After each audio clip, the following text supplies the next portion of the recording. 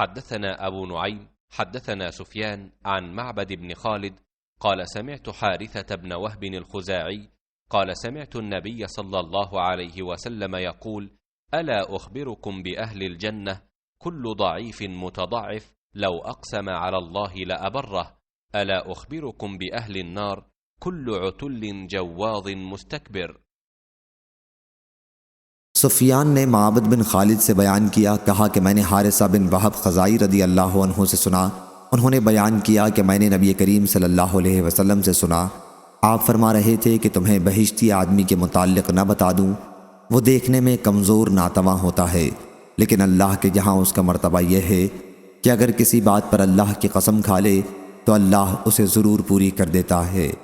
और क्या मैं तुम्हें दोज़ख वालों के मुताल्लिक़ न बता दूँ? हर बदखूब, भारी जिस्म वाला और तकब्बुर करने वाला। सही बुखारी हदीस नंबर 4918।